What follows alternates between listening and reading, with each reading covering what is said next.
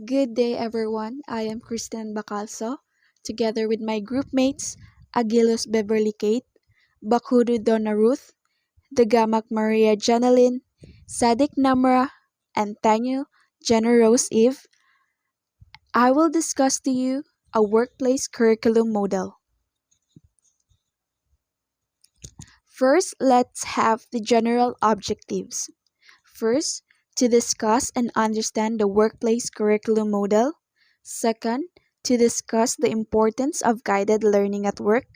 And lastly, to know how to organize and manage workplace learning. The topic outline: curriculum for the workplace, model of a workplace curriculum, developing the workplace curriculum, legitimating the workplace curriculum, and lastly, the summary. So, what is the difference between curriculum model and workplace curriculum model? This curriculum model seeks to make full use of the learning available through everyday participation in work activities guided by the expert co-workers and assisted by the contributions of other workers and the workplace environment itself. Consequently, the workplace curriculum model is intended to assist workers wishing to learn about or develop further their vocational knowledge and help enterprises organize effective workplace learning. In addition, it can also be used to enrich vocational education programs that are shared between the workplace and an educational institution. So these principles underpinning this model are intended to first provide structured experiences to develop in individuals the attributes required for expert work performance. Second, identify, structure a pathway of learning experience that take into account enterprise needs and those of the individuals who are learning. Third, use direct guidance to assist the development of understandings and hone procedures required for expert practice. Fourth, assist learners to participate fully through structured learning arrangements that provide access to indirect guidance in the workplace. And lastly, focus on the learning curriculum rather than one in which direct teaching predominates. Model of a workplace curriculum. The model of a workplace curriculum proposed is based on the structuring of activities and guidance in the workplace on guided learning at work. The model proposes organizing access to a pathway of activities which takes a learner from being a novice through to being an expert in the work practice, from peripheral to full participation according to Leif and Wenger 1991. The pathway engages learners in movement from work activities of low accountability and complexity to activities that are high in accountability and complexity. From this, it is proposed that the four key elements in the structuring of our workplace curriculum are movement from participation in low to high accountability work activities, access to knowledge that would not be learned by discovery alone, direct guidance from more experienced others and experts, and lastly, indirect guidance provided by the physical and social environment. So, this is the model of a workplace curriculum.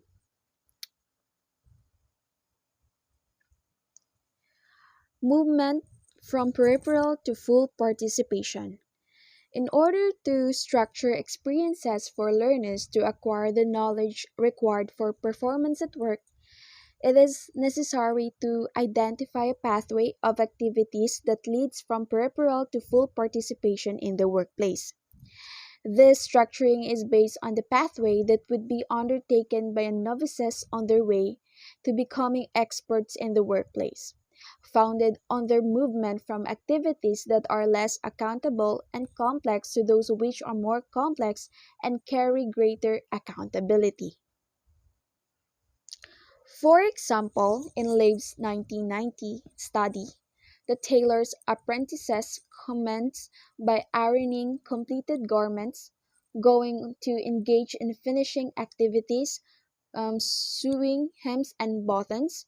The first garments the apprentices produced themselves were those of lower levels of accountability: children's underwear, then adults' underwear, then children's clothes such as pants and shirts, before going on to manufacture adult shirts. If mistakes were made with these garments, the consequences would be limited. Later, when the apprentices became much more proficient, they were able to learn to manufacture high status ceremonial garments worn at important social events. These garments required high levels of skills. Because they were made of expensive cloth, mistakes could not easily be tolerated. In a similar way, hairdressing apprentices initially engaged in tea and tidy activities before being permitted to wash and rinse clients' hair.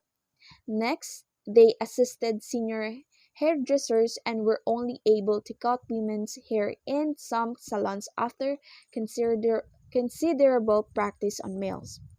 The sequencing of workplace activities assists learners to engage in incrementally more complex tasks and goals in the movement from being novices to expert in the workplace.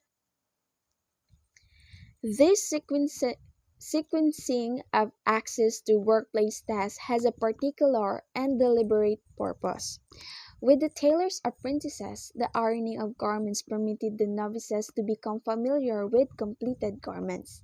The sequence permits an understanding of the overall requirements for making the garments, before considering the requirements of particular procedures from being the global to the local, according to Collins et al. 1989, thereby enacting an important principle about how learning might be proceed. The ironing of completed garments permits the identification of the garment's component parts, the shape of these parts, and the standard of finish required. The same goes for the finishing of garments. The manufacture of whole garments such as children's underclothes was useful in understanding the construction of a complete garment and how it should be assembled, seaming and the sequencing of assembly. In a similar way, the hairdressing apprentices learn about the needs for tidiness and hygiene through their tea and tidy activities. In undertaking this task, they also learn how to communicate with customers, something they develop further when engaged in washing and rinsing customers' hair.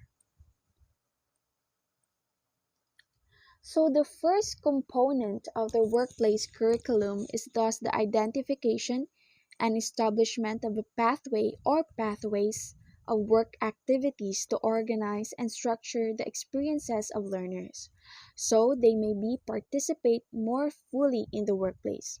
So, principles for this component of the workplace curriculum are as follows. In terms of activities, movement from less to more complex tasks, movement from the global to the local, movement from less to more accountable tasks, provision of access to experiences that build up knowledge by understanding the goals and procedures required for performance. In terms of guidance, activities that are structured in such a way as to accommodate learners' incremental and structured development, access to modeling and procedures that are observable and thereby provide important foundations for learning and performance. And lastly, movement through activities linked to learners' readiness.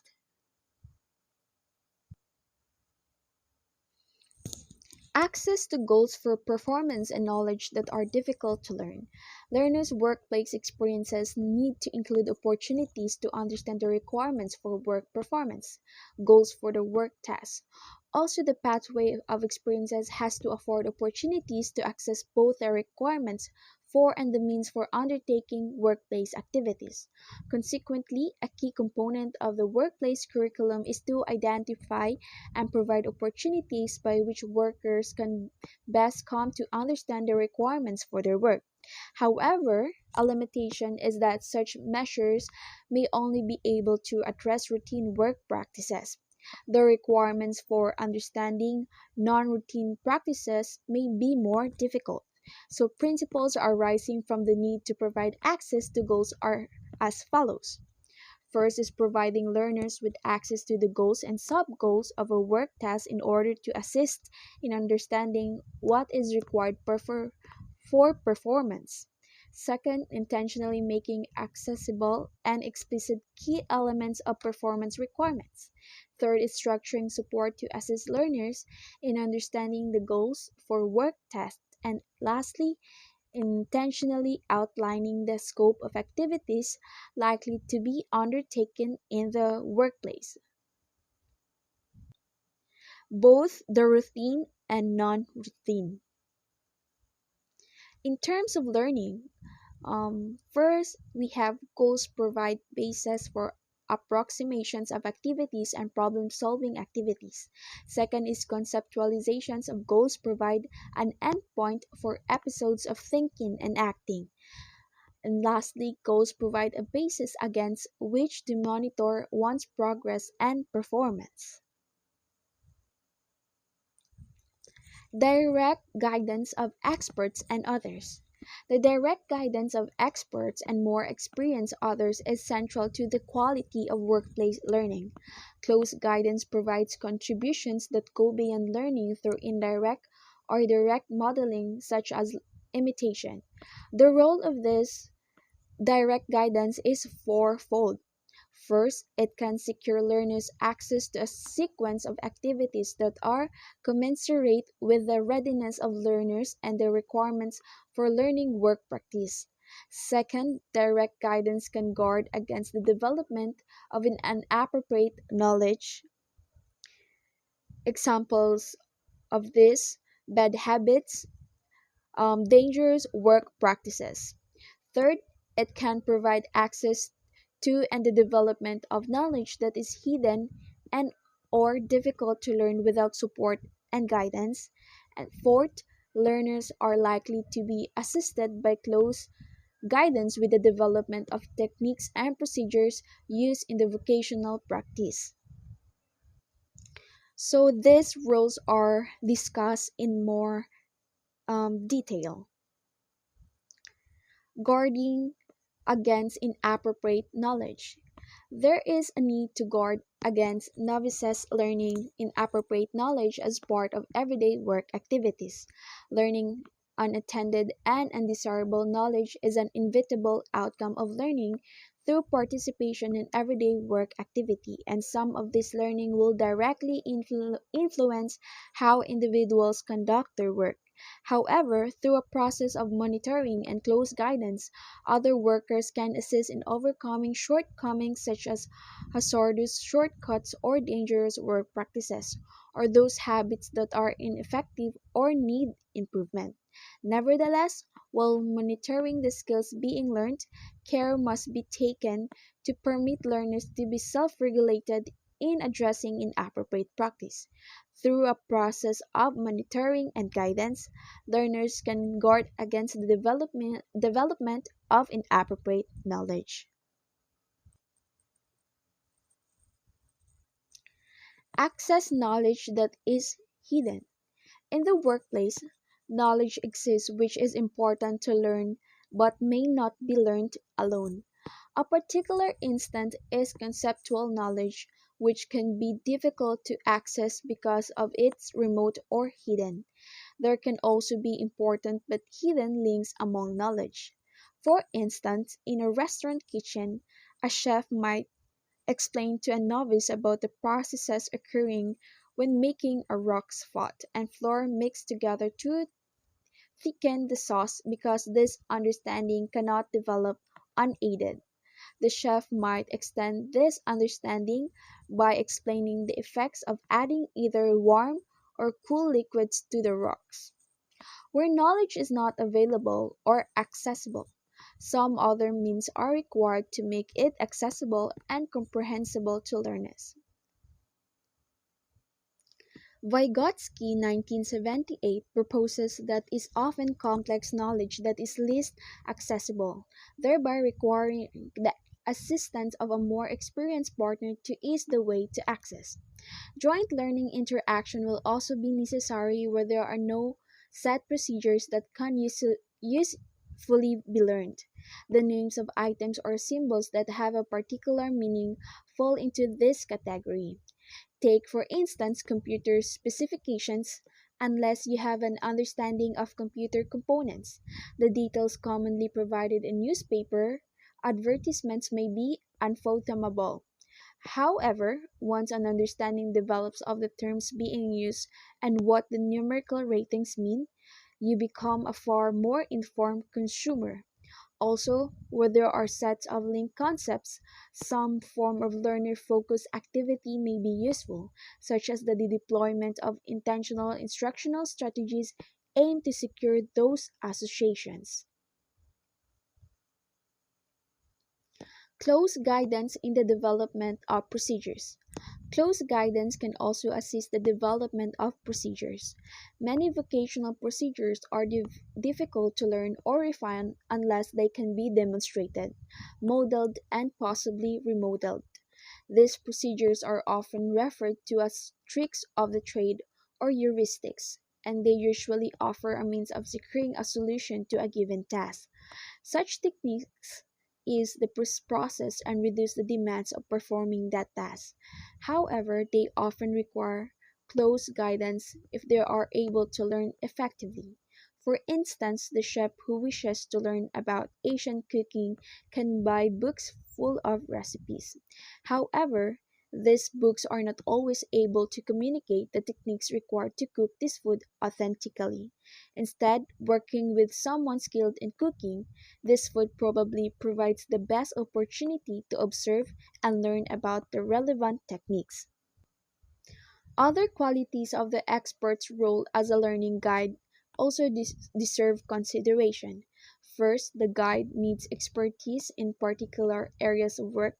At least three of the four tasks set out for experts in guiding the learning of the others require rich knowledge of the work activity. More experienced co-workers have to provide access to specific knowledge and be able to model and coach procedures required in the workplace. Second, the experts have to be willing participants. And third, they have to be able to guide learning rather than be directive, as in teaching didactically. Principles arising for guided learning are outlined below. The roles of the expert other in the workplace are securing access to experiences, determining readiness, sequencing of experiences, and providing support for access, guarding against the learning of knowledge that is inappropriate, monitoring learners' experiences and outcomes, providing access to knowledge that is difficult to learn about, assisting access to knowledge that is hidden or opaque or requires assistance to learn, and developing procedures through close interactions. Principles associated with experts, as guides are self selection of guides or nominations by others are the most acceptable forms. Qualities of experts as guides to learning. 118 learning in the workplace. A. Expertise in the area. B. The accessibility to learners. C. Willingness to guide. And D. Can be persuaded to guide, not always instruct. Indirect guidance provided by the physical and social environment. As learners engage in everyday work activities, they continually access the indirect guidance provided by the workplace itself. These activities are set in a social and physical environment that provide clues and cues and models to assist workplace learners. The workplace itself voluntarily supports this development through the constant provision of clues and cues. These are provided in the form of access to opportunities to observe and listen to others and having visual access to artifacts in the workplace. Example is completed and semi-completed completed products, their component parts, equipment, tools, procedures, and etc. This indirect form of guidance, according to Live 1990, also provides models of practice and standards by which learners can be measured their progress.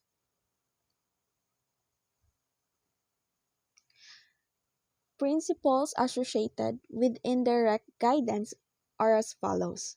Learners require opportunities to participate in work practice and activities, opportunities to interact with others, workers, and artifacts, routine access to goals and sub-goals, and engagement in discussion and practice in the workplace. These four areas comprise the key elements of the workplace curriculum. However, there are outstanding concerns that need to be addressed. They include the unavailability of expertise, the reluctance of experts and others to assist learners, and the reluctance of individuals to participate.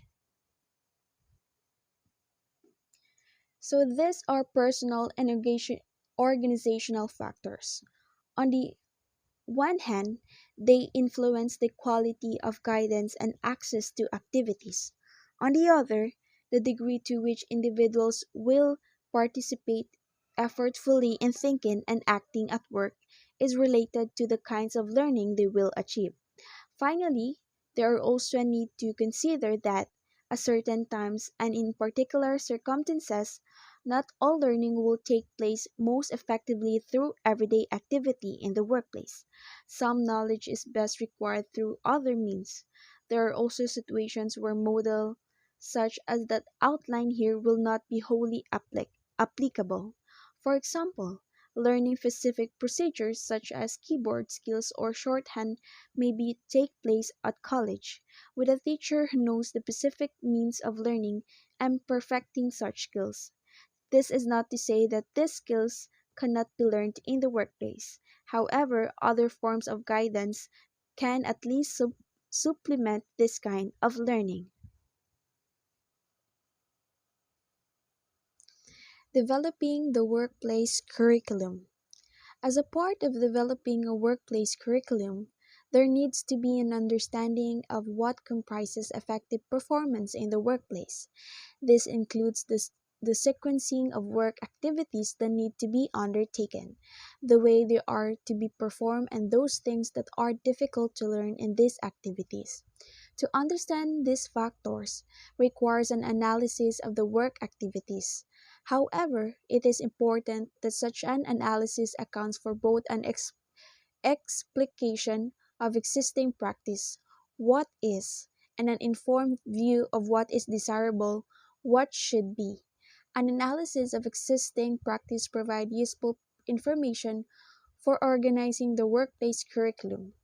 However, this information may be augmented by contributions about what is currently being practiced and it can thus be changed to improve workplace goals.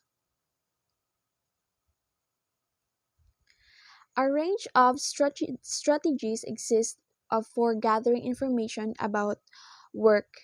These include the use of surveys, interviews, observation, critical incident interviews, task analysis, and etc. The degree to which the analysis of work in the enterprises needs to be highly detailed and documented is likely to be determined by the scope of the enterprise's activities and its need to detail these requirements. The assumption adopted here is that some identification and detailing of pathways, goals for learning, and components of work that are difficult to learn would be useful in most workplace learning situations. However, most elaborate processes can be undertaken.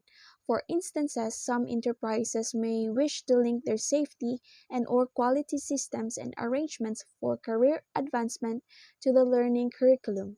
Collaborative arrangements are most likely to engage workers fully and productively and lead to mutual understanding.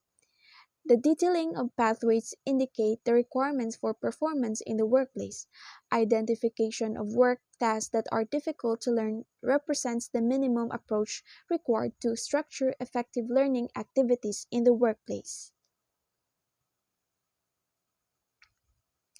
Overall, the scope of the development task is to delineate work areas, determine the requirements for performance, develop a pathway or pathways of activities, and identify tasks of work that are difficult to learn about.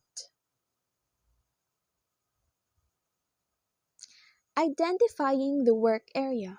An initial identification of the work areas, which will be the focus of the workplace curriculum, needs to be undertaken. This establishes a basis for determining who should be providing information about work, what information should be gathered, the scope of the work task being performed, and the requirements for expert performance. None of this can be proceed unless there is some understanding of the work area under review.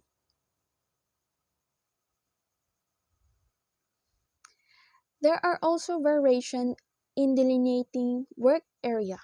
Identifying a work area might best be premised on work functions.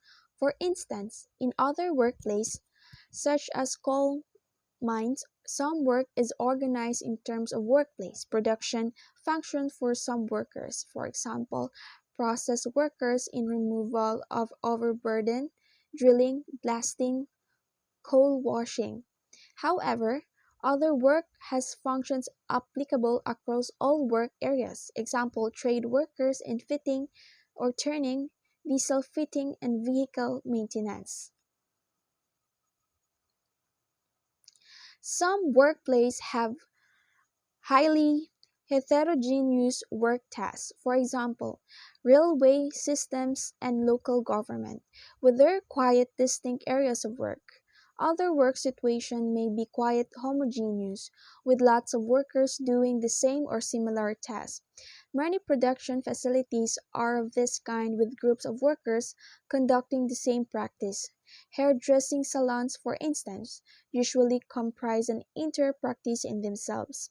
The work may be quite homogeneous and therefore does not need to be delineated. Some smaller businesses or workplaces may also be of this kind. Yet delineating areas and pathways for development does not negate the prospect of offering multiple and different kinds pathways for learners. For example, nurses in their hospital-based preparation have experiences in hospital wards with quite distinct function or focuses. However, they are able to experience a range of contexts in which nursing is conducted and later are able to specialize in particular areas.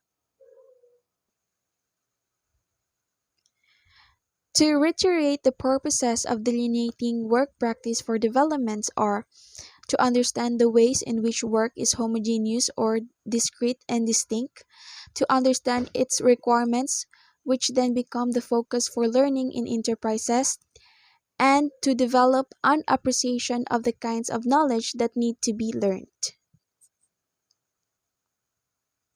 Sources of information. Diverse sources of information about the requirements for a work are available to develop workplace curriculum.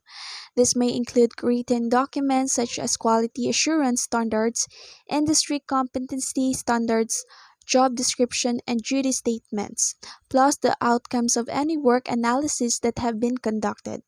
Often, however, these are statements of intent reflecting ideals rather than reality. Therefore, they need to be used in conjunction with other sources of information about the scope and requirements of work tasks. Gaining insight from interviews and observations of those actually performing the work task is likely to be the most instructive way to proceed. However, be cautious in gathering this information. The means of gathering data should be sensitive to the individual's participation in the activities and culture within the workplace. Many of those informants may be unused to this task and see themselves to be on trial. Gathering of the data must thus need to be undertaken supportively, with cues being provided to assist in isolating the required information. Sheets with the question to be considered can be distributed prior to any interviews, and cues about the desirable scope of responses to questions might be useful to guide the responses. Scope of activities. Being able to identify the scope of the routine and non routine tasks of the workplace provides a basis for organizing the pathway towards full participation.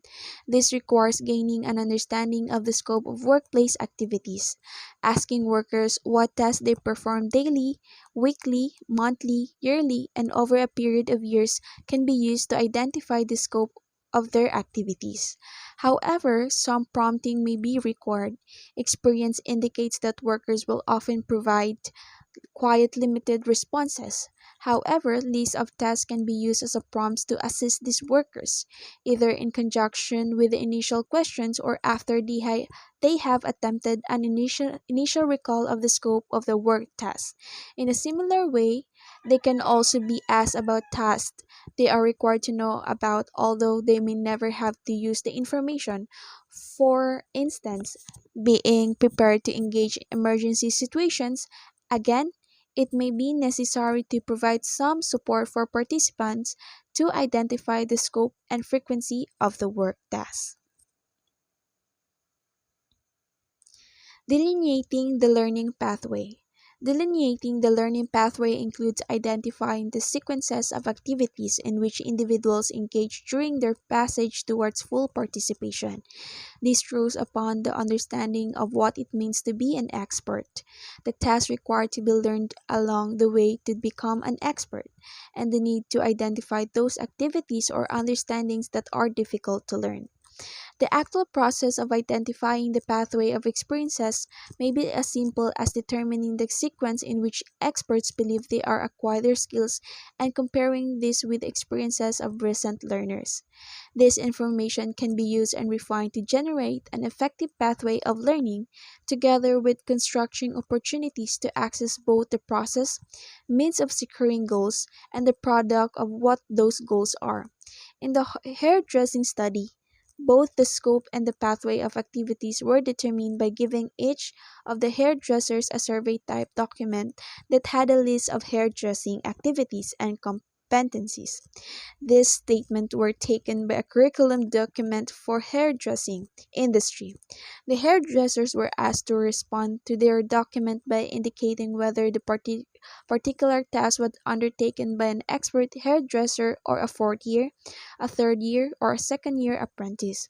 Variations on this approach could include sets of statements about the scope or work task elicited in the workplace, with expert or experienced workers being asked to sequence them as they had learned them and indicate which tasks were difficult to learn. In all instances, it will be necessary to gather information from several workers in order to validate the pathway. There will be inevitably be some differences across responses, but patterns should emerge that indicate a pathway activities in the form of clusters of activities. Goals for performance and where learning is hard. Tasks requiring knowledge that is difficult to learn need to be identified so they can attract direct guidance from more experienced workers. The listing of the scope and sequencing of the pathway of activities provides a basis for this to be identified. This identification is central to guiding the focus for intervention to make these goals explicit. Firstly, they have to be understood, and secondly, action needs to be taken to make them explicit in the workplace curriculum. In sum, such an analysis will generate rich information about vocational tasks, their relationship to a particular work practice, and also how a workplace curriculum might proceed. In doing so, it advocates curriculum intent, formulates a sequence of experiences to achieve that intent and provides a means to determine whether such goals are being achieved. Legitimating the workplace curriculum. The model of a workplace curriculum presented above has been developed from the findings of investigations into learning in workplace and is informed by theories of learning and instructions. Indeed, there is a long tradition of basing in the learning of vocations and work activities. One example is apprenticeships. Dewey 1916 advocated that the only way to learn about occupation was through occupations and making the most of the immediate experiences and opportunities in this learning. He specifically referred to realizing individuals' full potential through vocational endeavors, while cautioning against learning with short-term outcomes. In proposing a workplace curriculum as a legitimate conception, it is necessary to consider Dewey's 1916 concern about short term outcomes from a such learning. What is learned in the workplace is likely to be perceived by many to be reductive and instrumental. These concerns are real, raising the issue of which orientations can be best used to describe a curriculum for the workplace. It is through such a consideration that values associated with the workplace curriculum can be discussed. Summary. This chapter has described the elements of the workplace curriculum based around the dual principles of accessing activities and guidance. This concept can be described as guided learning at work. The components of the model have deliberately been set out to maximize the contributions of everyday participation in the workplace. However, the constructing of these experiences is required in order to both improve the contributions of everyday participation at work and address some identified shortcomings of learning through work. Structuring a workplace curriculum leads to inevitable concerns about the best way to develop and implement it. Accordingly, a process has been developed comprising the identification of the pathways of activities, the requirements for performance, work goals, and those activities or knowledges that are difficult to learn. This kind of development can only occur in a situation where the work practice can be understood. As the requirements for work are a product of such situations. Moreover, and given the inevitable concerns about the legitimacy of a workplace curriculum, it is necessary for it to be positioned as conceptually and theoretically sound. So let's proceed to the guided learning at work. This is the topic outline: guided learning in the workplace, guided learning in practice, guided learning for transfer, and lastly, the summary.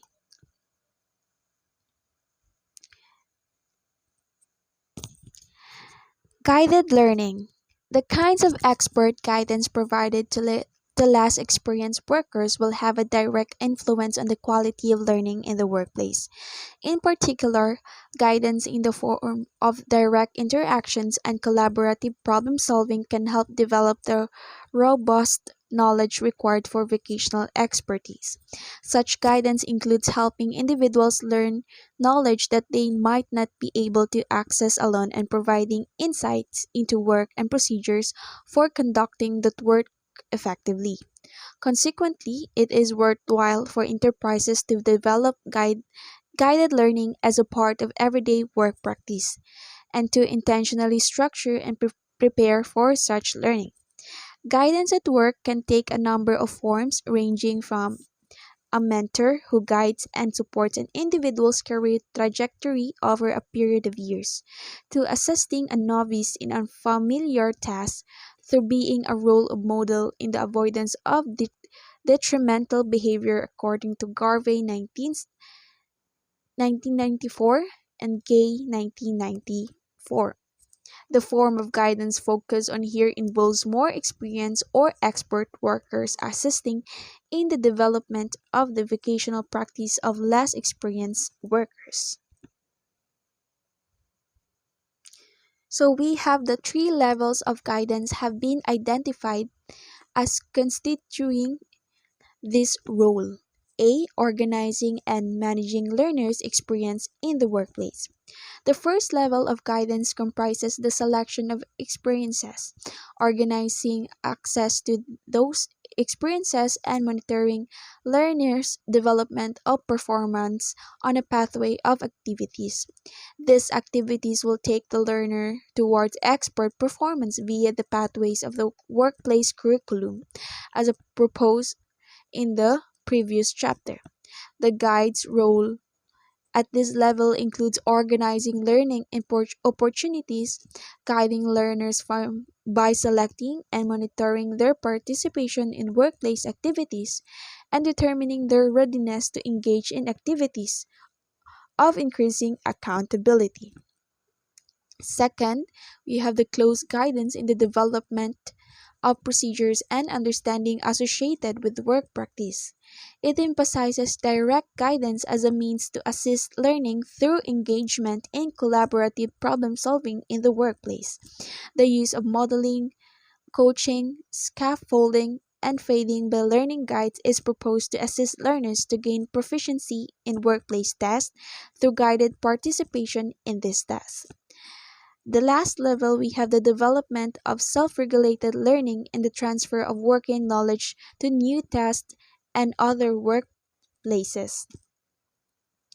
It focuses on developing individuals' ability to transfer knowledge and be self regulating in predicting, monitoring, and evaluating their work accomplishments and therefore their learning. Strategies such as reflection and considering the scope of the applicability of what has been learned can assist this process and render individuals' knowledge to robust and transferable.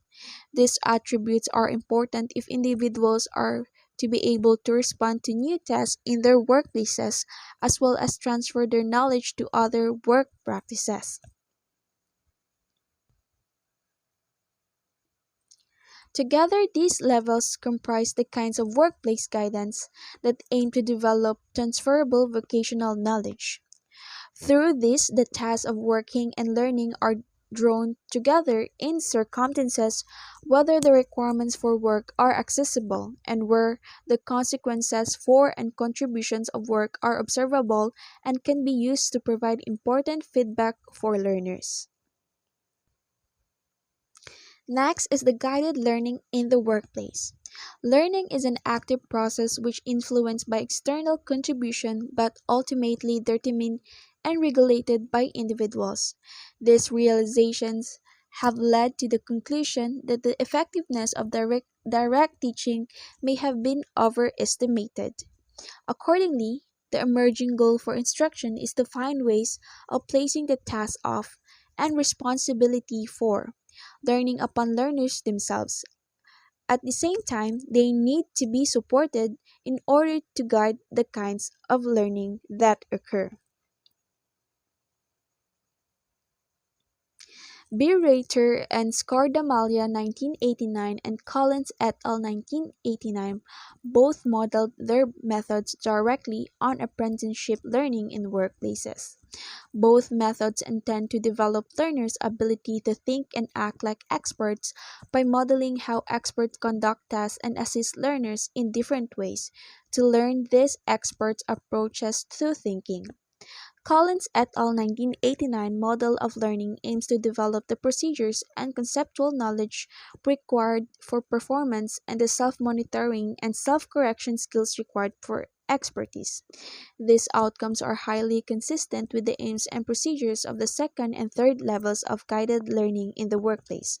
Components of the cognitive apprenticeship approach, modeling, coaching, scaffolding, and fading are used as a means of describing the second level of guided learning. A sequential use of these strategies in the work setting is proposed. So they are discussed in this order.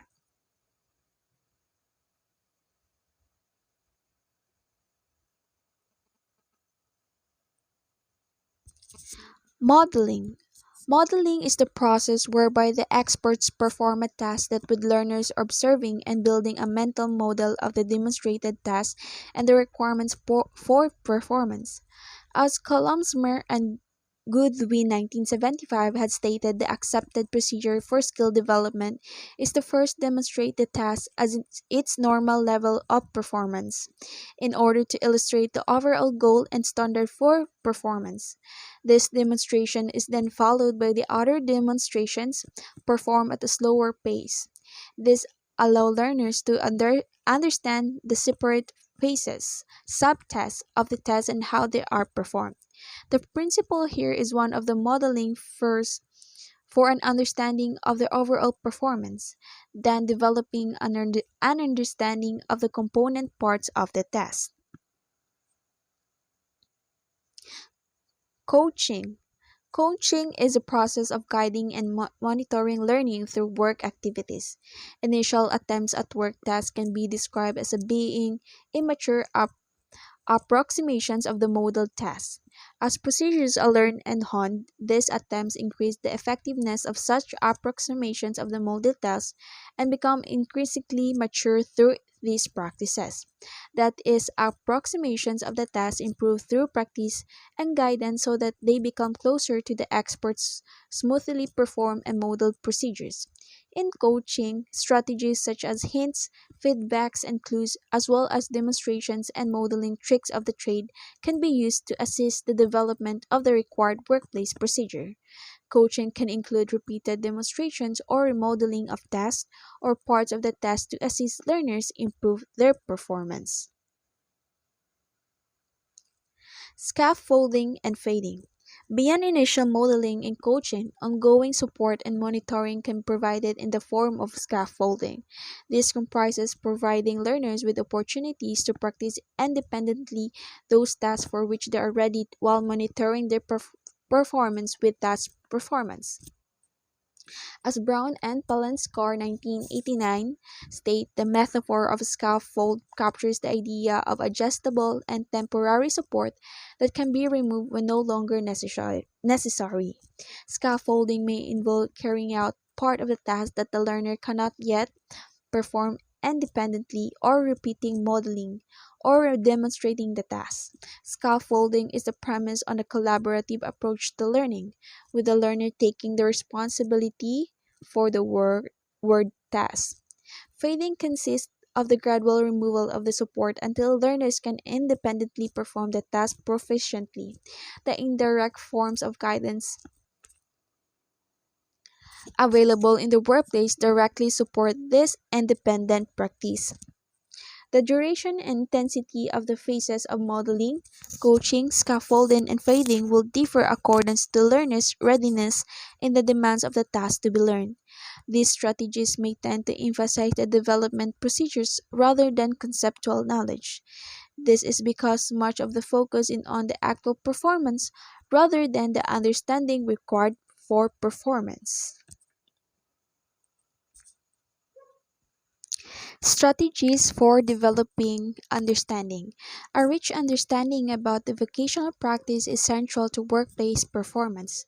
Berryman 1993 notes the growing significance of symbolic and other forms of conceptual knowledge in contemporary and emerging work practice, referred to as a being opaque or hidden. This knowledge may not be readily learned because it is inaccessible for learners. For example, construction workers and miners need to understand concepts of force, pressure, and load.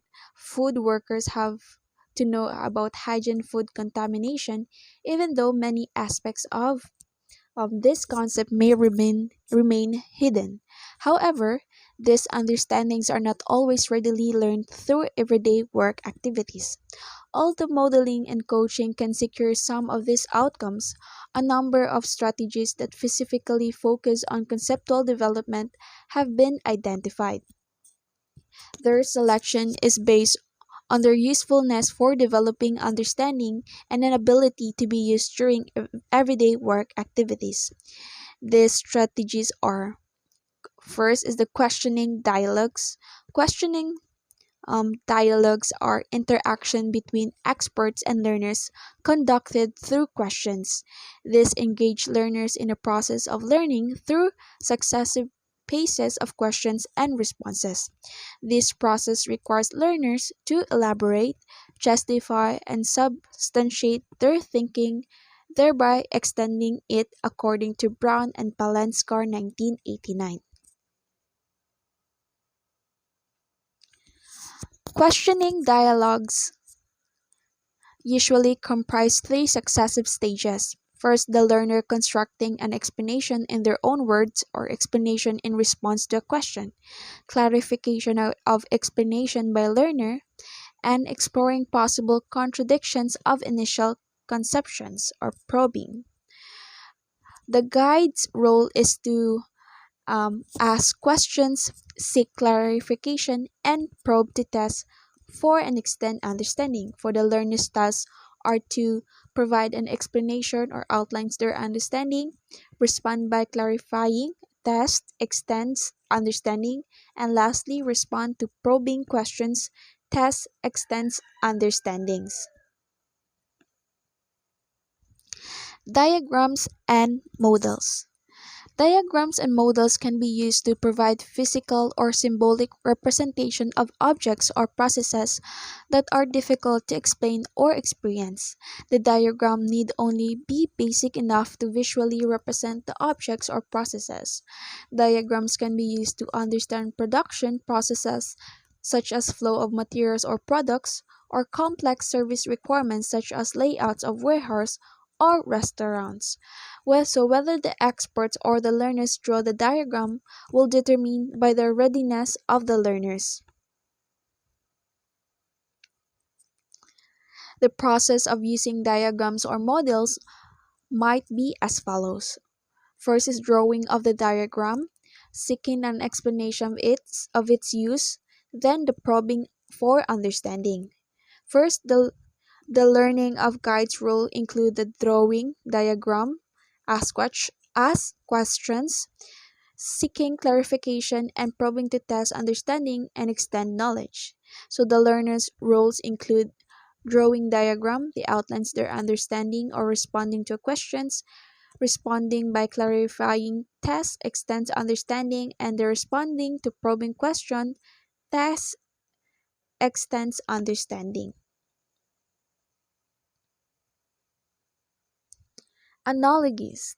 Analogies are used to link something learners already know how with concepts that need to be learned. A situation or circumstance occurring outside the workplace can be used as a basis for illustrating something that happens in the workplace. Similarities and differences can be pointed out by using the analogy. For instance, the example of the flow of water along a garden hose pipe is often used to explain how electrical current flow, with kinks in hose pipes being used as analogies for resistors. Analogies can be used by the guide representing the analogy and the learner being asked to identify or describe similarities and differences between the analogy used in the target situation or test. So let's proceed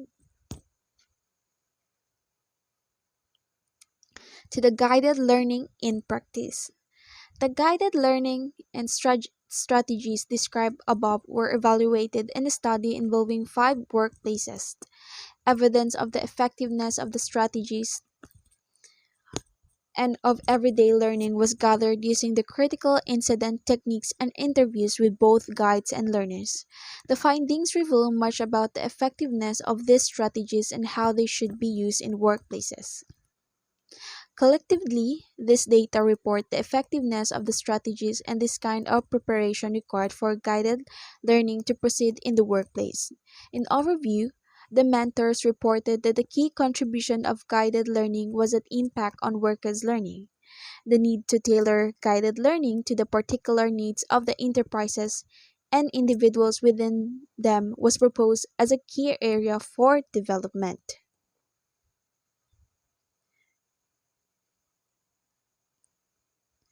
So we have the strategy used.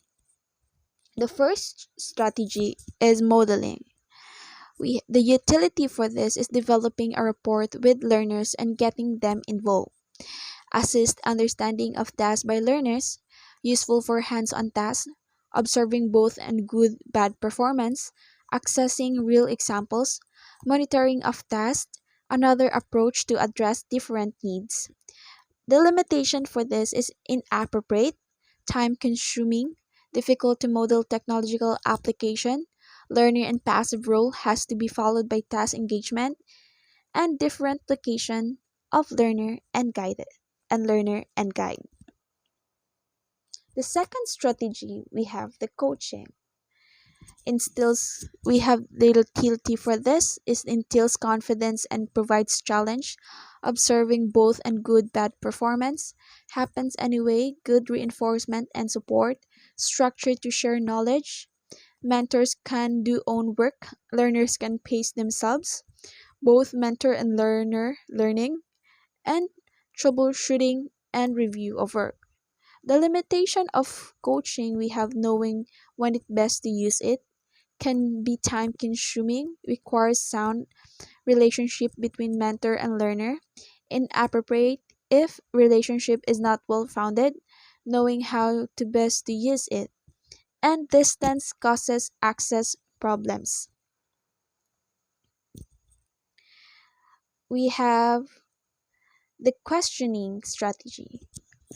Questioning, the utility for this is determining learners' needs, understanding and progress, learners to do the thinking and contribute, immediacy of response, looking at options, and first part of instruction. The limitation we have that could be threatening if used insensitively, forgetting to use it, has to be based on on trust, not always appropriate, and other strategies more appropriate. Next, we have the analogies. The utility for this is likely to be retained, descriptive image requiring consideration of what is to be explained, makes learning relevant and explain complex ideas. Some examples obvious, making comparisons. The limitations, not always best strategy, requires lot of though, difficult to get the right analogy, meaning not always shared between mentor or learner. Next, we have the diagram. The utility for this is explain things, flowcharts, equipment workings, provides strong mental image, provides quick understanding, explain complex ideas, inducting new employees, provides an overview, so thought out on paper involving learner withdrawing and questioning. The limitation, not always appropriate, policies, practices, team building, quality of drawing, limited opportunity to separate offices, simplicity and precision, and takes too much time. So we have the mentor's perceptions of the utility guided learning. The utility of guided learning. Cost conscious, structured, and reflective approach to learning at work. Press learners into thinking for themselves and mentor to reflect on work practice. Provision of a wider range of strategies. Provide an opportunity to motivate learner. Provide other sources of advice for learners. Assisted with inducting employees to workplace. Provided an opportunity to structure learning of workers. Limitation of guided learning, difficult to use, remoteness, inhibited strategies and access to expertise, too busy and unprepared, uncooperative learners, learners uneasy with process, mainly cause for induction purposes, through preparation and specific focus and application to mentors' area of work. The improvements required we have the reinforcement of and follow up with strategies, thorough preparation and tighter focusing of preparation, time available to do tasks, more flexibility with strategies, provision of a structured checklist for tasks, locating mentor and learner in same physical environment should be part of job description, and lastly the timing of program and selection of those involved. So the effectiveness of guided learning outcomes. The finding of the critical incident interviews provide evidence of the contribution of guided learning strategies to the resolution of the workplace task. Nevertheless, the guided learning strategies also contributed to and augmented to the learning realized through everyday work activity. So there is a strong relationship between the frequency of strategy use and the effectiveness of these strategies in addressing work-based problems. However, different levels of association between strategy use and conceptual development were reported across the five workplaces. At this workplace, the use of strategies was reported as being less across the frequent than others. At the other workplaces, high levels of strategy use were typically associated with increases in the number of conceptual links. So there is evidence of correlation between the frequency of strategy use and levels of conceptual development. Therefore, it seemed that when these strategies are used, understanding is also increased in the workplace, which was, of course, the intention. Again, this suggests that thorough preparation is required for workplace guides. The findings suggest that one of the key shortcomings of learning through work is the development of understanding may be able to be addressed at least in the part through the more frequent use of these kinds of strategy at work. So the guided learning, learners' perspectives. Utility of guided learning, induction into work tasks, learn about the procedures and culture, guidance and support, the shared problem solving between mentor and learner, mentor best source of available knowledge, and problem solving how to go about paths to follow learning new aspects of jobs. The limitation of guided learning, accessing mentors who have other demands, lack of time to make it work, greater proactivity from mentor, pace and scope of expectation unrealistic, not had much contact with mentor. The improvements required: setting aside regular time to meet and talk, clearly establish goals and expectation for process and involving learners, don't assign someone, provide access to available expertise, initial appraisal of learners' experiences, and mentor to have a repertoire of strategies and examples. Furthermore, we have um, provide one-on-one learning, effective approaches to learning, learn about my limits, develop supportive relationships, help understand workplace requirements, being placed in the deep end by mentor while being monitored, access to important technological knowledge, and mentoring complements learning at work. In limitations of guided learning, we have more than one mentor required, goals and relationship not clear, difficulty in establishing shared understanding, timing right for both mentor and learner, and not enough time to establish relationship. And improvements required, some structure for use of strategies make it available to all staff, mentoring tightly linked to everyday activities, appointment mentor at senior level to whom the learner is subordinate, mentor more experienced colleague, not boss, mentors prepared to interact more supportively with learners, need to get around shift problems, and consciously develop a rapport between junior and senior workers.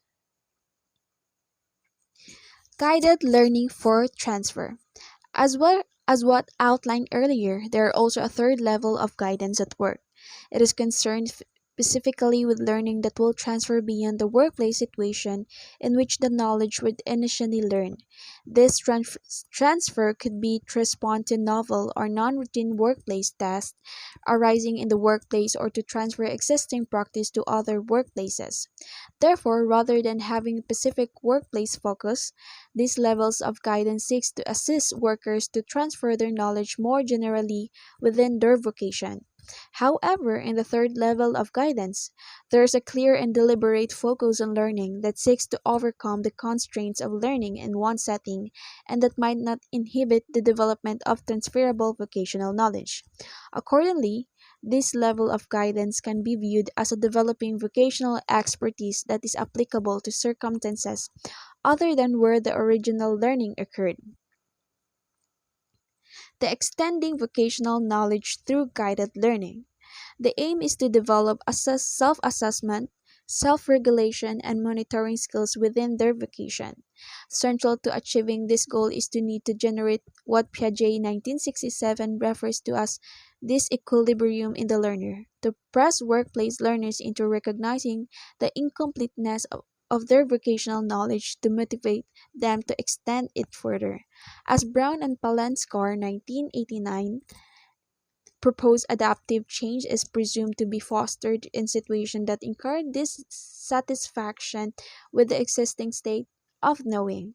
Accordingly, a key concern is to engage learners in producing the questions, scenarios, and solutions and then monitoring their responses. These processes aim to foster habits of self assessment, self regulation, and self monitoring associated with the vocation. The developmental goal is to construct richer procedures and concepts associated with individuals' vocational domains. These include their self regulated approaches to active problem solving mentioned above, the abstraction of principles associated with vocational practice. Coaching and scaffolding can be adopted for purposes. This is quite consistent with the goals of developing transferable knowledge for through guided learning, as proposed with Brown and Palenskar 1989 and Collins et al. 1989. For example, coaching can be used to extend learners' knowledge, asking learners to consider where else they can use a particular procedure or suggesting changes in approach. Given the different application of procedure or process can assist in developing a robust base of knowledge. Equally, questioning and diagrams can encourage learners to extend their knowledge to abstract principles knowledge from particular instances. For example, questioning might be used to help the warehouse worker establish a set of principles about pallet packing that can apply to different kinds of packing and preparation for transportation. These processes are focused on developing and testing the potential for generalization of concepts or procedures associated with the vocational practice. The generalizing from what has been learned. The aim here is to extend the learning by developing a richer account of its potential applicability to other situations. Importantly, this includes recognizing the limits of generalizability. Having learned how to perform a particular task or skill, workplace learners can be encouraged to understand the degree to which what they have learned is more or less transferable to other situations, the limits of its application. They could also be asked where else the learning could be applied, what else it might be applied to be, and asked to identify the limits on the application of the learning. One means of achieving generalization on what has been learned is for learners to experience how vocational procedures and concepts and the values that underpin them are manifested in different workplace settings. Opportunities for learners to access different circumstances in which the vocational practice applies should be utilized if at all possible, as long as there is sufficient time to learn and reinforce what is learned and understand differences between them. These diverse experiences may help to develop a rich and transferable body of vocational knowledge. Self assessment and comparison with other workers.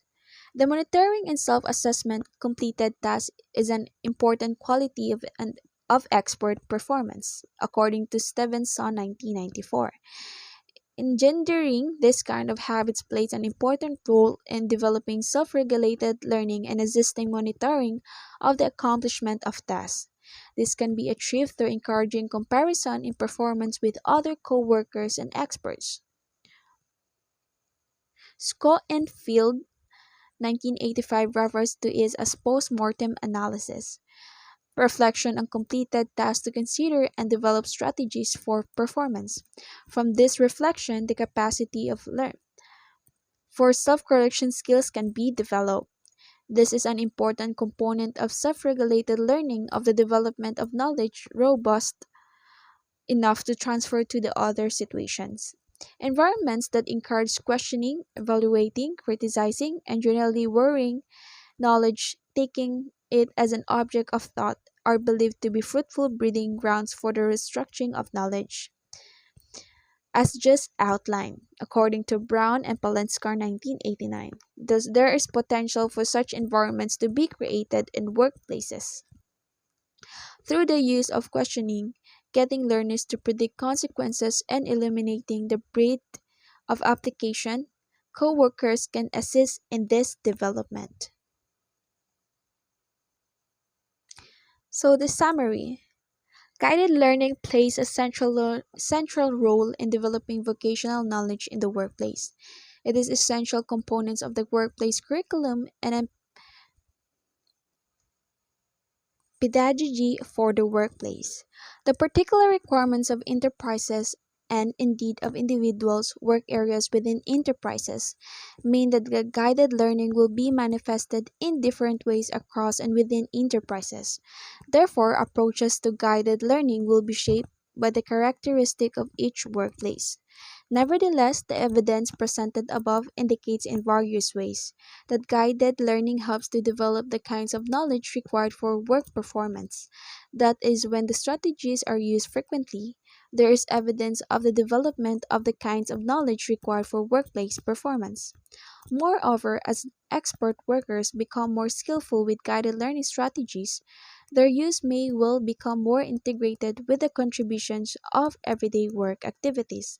Having said that, there will always be circumstances where direct guidance by more experienced co-workers may be developed and where other approaches or variation on the approaches referred to here become warranted.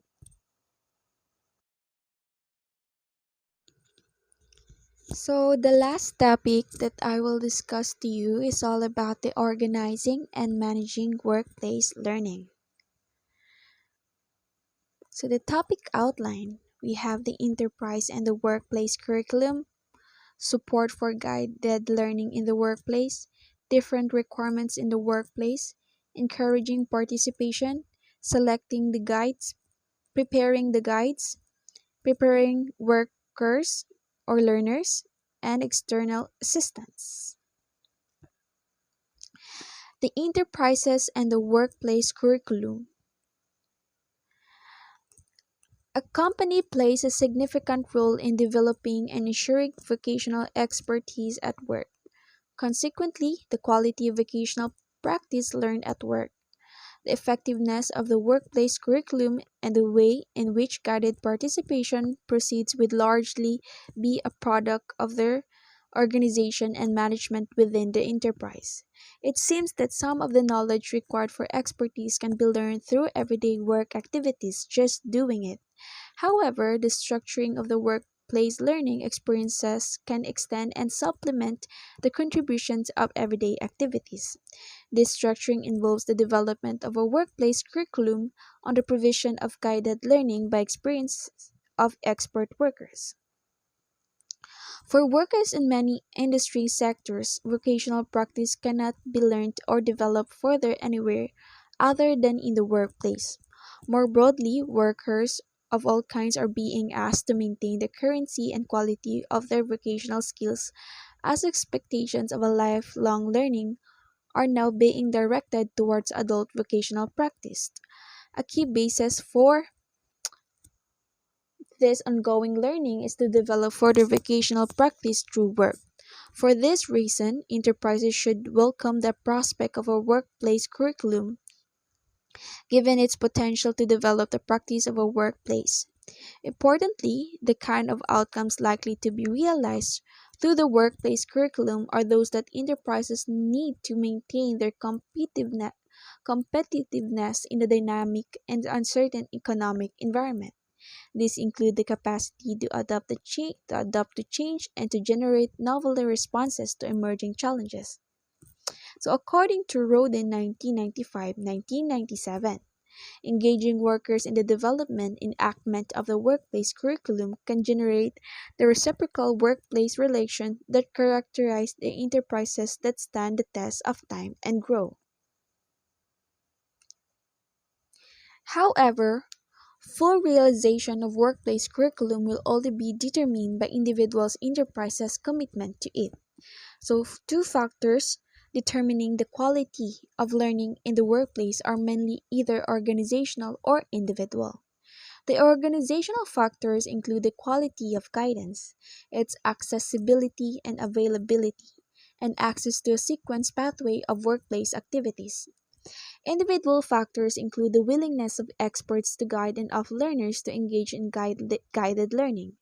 Organizational factors are direct responsibilities of the enterprise, and some of the individuals concerned can be eased by actions within the enterprise.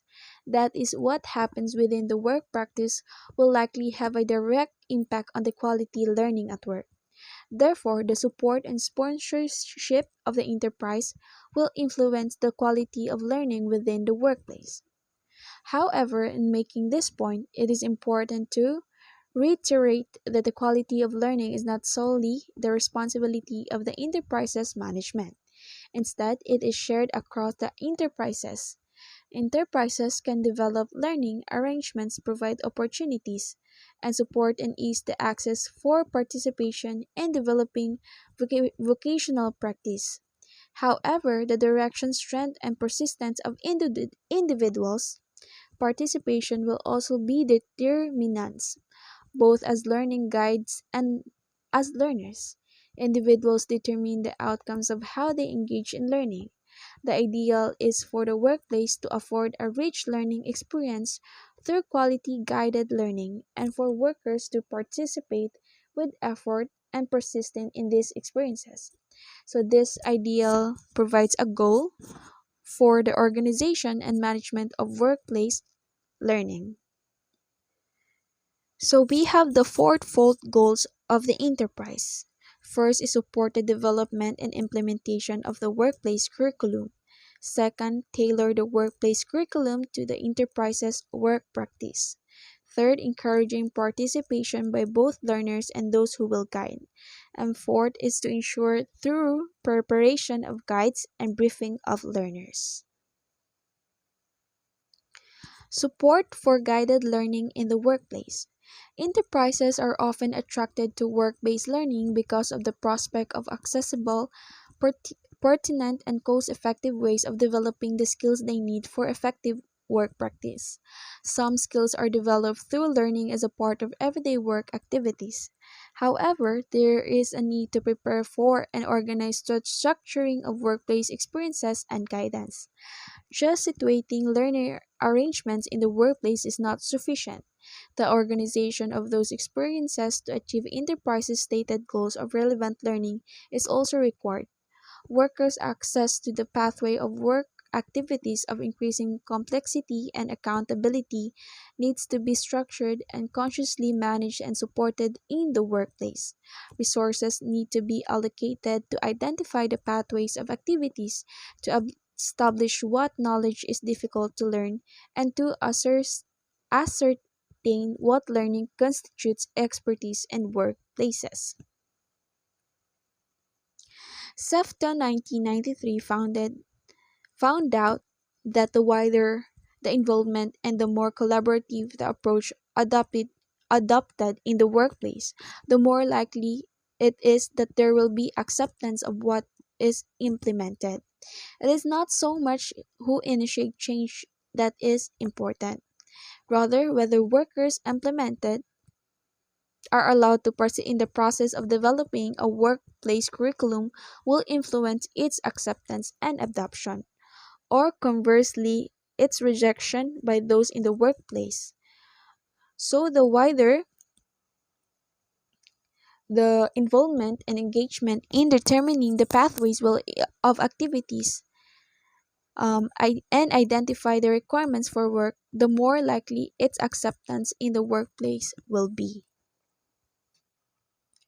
So, through the preparation of the workplace learning guides and the briefing of those who will work with these guides requires sponsorship and support within the enterprise. Guided learning is also dependent on environment conducive to securing interaction among workers and opportunities to learn.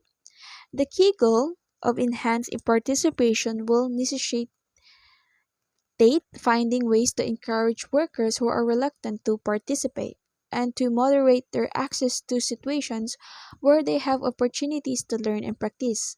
However, expectation needs to be realistic. Not all workers will be able to move through the pathway to expert practice at the pace of their choosing for their movement will depend on opportunities for engagement and practice in this task and enterprise needs.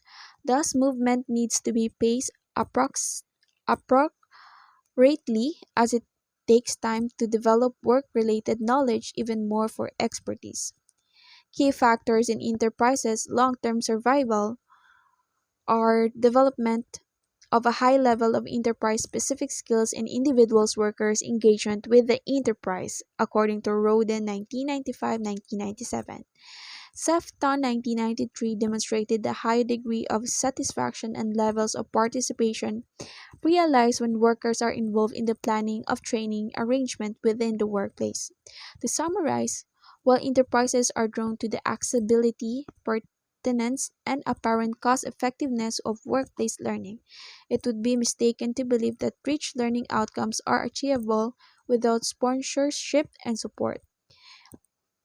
It follows unless workplace learning is organized and supported.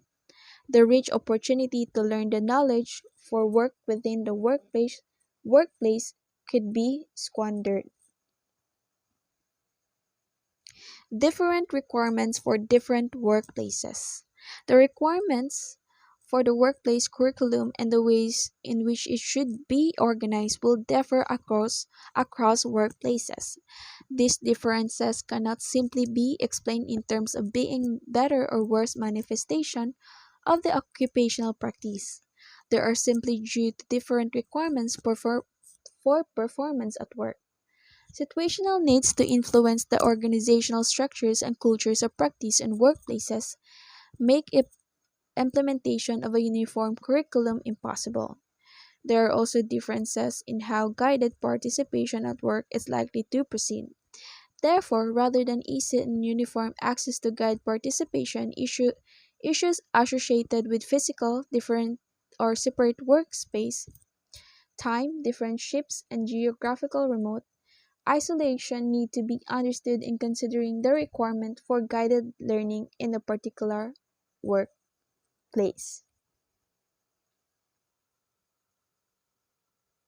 So we have the organizational factors influencing workplace curriculum. Factors and the implication for the workplace curriculum. These are the task factors, work activities and goals, the focus for development, the induction, ongoing development, or strategic change. In the implication for the workplace curriculum, we have the appropriateness of strategies to work activities, identifying the goals for and most appropriate approaches to guided learning. For the work practitioners, the factors we have workplace culture, the proximity between guide and learner, close or far, workplace organization and goals, relationships between managers, owners, and employees, workplace arrangements. We have shift work, teamwork, separate work areas, the time available for preparation and implementation, unit size. Unit size, we have the numbers of workers and the diversity of their needs, and what knowledge needs to be learned. In implication for workplace curriculum, we have the acceptance of the mentoring process, means of making interaction closer and more direct, identifying the key organizational goals that are aimed to be secured through guided learning, need to build relationships based more on collaboration and trust, organizing for interaction to occur in time made available for this interaction, adequate preparation for and support guided learning within the organization, delineating different work areas, their homogeneity, and identifying their needs, the kinds of learning required, the degree to which that learning is routine or opaque, or etc., and therefore the strategies to be used. For the relationship factors, we have the mentors and learners' dispositions, the age and gender of guides and learners, readiness to participate, confidence to guide, and standing in the workplace. For the implication for the workplace curriculum, we have the preparations of guides to include engendering trust, enthusiasm, and overcoming reluctance to participate, addressing discomfort with younger mentors or those of another gender, the consideration of the existing knowledge of learners and guides, and motivation for participation, and developing learning guides, skills, and knowledge, and lastly, the considering whether mentors will be seen as being credible in workplace. So, encouraging participation. Employees' participation is a significant factor to the success of a workplace curriculum. However, too much or too less participation is quite a problem. Too much enthusiasm to participate might lead employees to overstep their boundaries. Too less enthusiasm to participate makes employees stagnant and passive. Encourage participation among employees by providing them positive reinforcements such as rewards, merits, etc. So, reluctance of experts to participate and provide guidance is due to the fear of displacement and or efforts going unrewarded. Therefore, there is a need to reassure experienced workers that their efforts in guiding learners will not result in their displacement, marginalization, or replacement. Selecting the guides. The most common and acceptable practice is for enterprises to nominate a learning guide, usually a supervisor. Workplace learning guides should have expertise in the work area, be an expert author, can handle novel problems, and possess work-related knowledge to share with learners, must be viewed as being credible, understand the goals for performance, understand what is required for successful performance in the workplace. Valued guided learning, see a need for it for the knowledge to be learned by learners. Have a willingness to share knowledge with learners. And lastly, we have uh, a guide for learners rather than a teacher, or making learners do the thinking and acting. Preparing the guides. A thorough preparation for learning guides is essential to maximize the contribution of the workplace curriculum. To provide appropriate guidance, experienced workers need an understanding of and competence in the guided approach to learning to secure the desired learning outcomes in the learners, including the capacity to engender collaborative relations with co-workers. So there are three dimensions to guided learning preparation. First is an understanding of guided participation at work. Um, Principles include learning through everyday goal-directed activities, the basis of individuals' constructions of knowledge being guided and learning rather than being taught, and the kinds of knowledge required for vocational expertise, including knowledge which is difficult to learn. Principles underpinning techniques such as coaching, modeling, and scaffolding also need to be understood, as do these techniques focusing on developing conceptual knowledge. Second is an ability to use the guided approaches to learning and the techniques selected for use as part of everyday work activity. This includes the ability to use the techniques in the workplace, understanding the circumstances in which they could be applied in a particular workplace context, and understanding their selective use. This includes also having the capacity to judge where each strategy is likely to be more or less effective. And lastly, the last dimension, we have the ability to build relationships. The need to balance encouraging learners to do the thinking and acting without them believing that they are on a trial and without making the task too difficult. And the need to consider the importance of being empathetic, postponing judgment, providing supportive feedback, and seeking to develop a relationship focused on developing workers' knowledge. For preparing co-workers or learners to enhance involvement and overcome potential concerns about the workplace learning process. All learners to be involved in the workplace curriculum should be briefed about the aims of the guided learning and the processes being used. The briefing might comprise an overview of the kinds of learning outcome being attempted, the goals for this learning, the kinds of guided learning techniques they are likely to encounter, and the role of the learning guides. Briefing should particularly cover and aim for the following. First, the workers' responsibilities as learners need to be clearly stated together with the probable outcomes and benefits they will gain from participation in the guided learning. This briefing could also be used to explain that the aim of guided learning is to get the learners to do the thinking. Second, it should be emphasized that the learners are not being appraised for any purpose other than their development. Third, expectation of the learning guides should be clearly stated. And lastly, if there is a need for any inducement, rewards, or certification from participation, this needs to be clearly articulated. The external assistance. The development of a workplace curriculum and the preparation of the learning guides can be quite demanding. Clearly, there is a considerable work involved in identifying and tailoring the workplace curriculum and guided learning to address the needs of each workplace.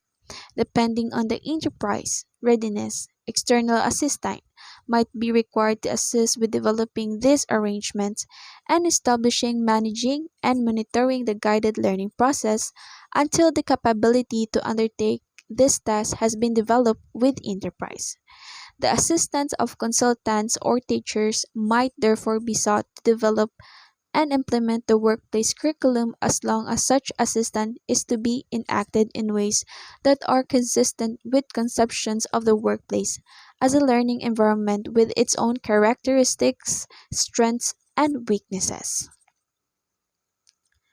So, the summary.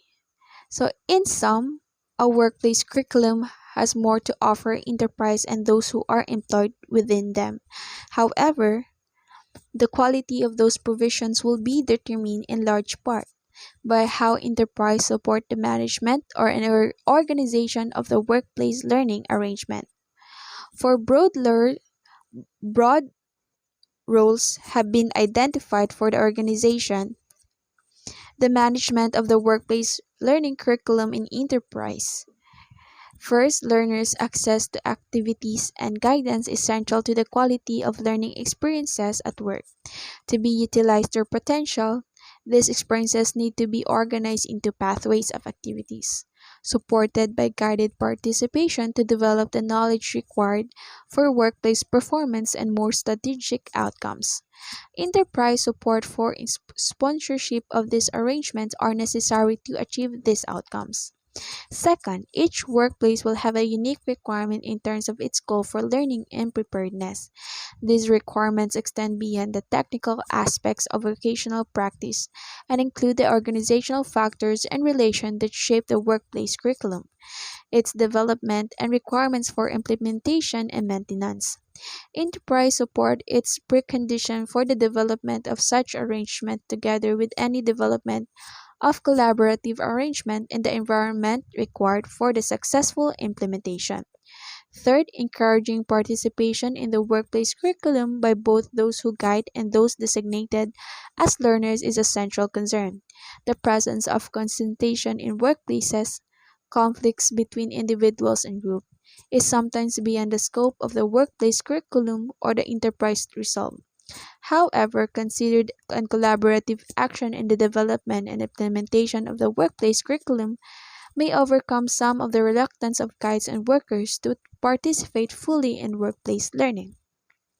Fourth, the thorough preparation of learning guides and briefing of those involved as learners regarding the purposes, process, and outcomes of their involvement are required.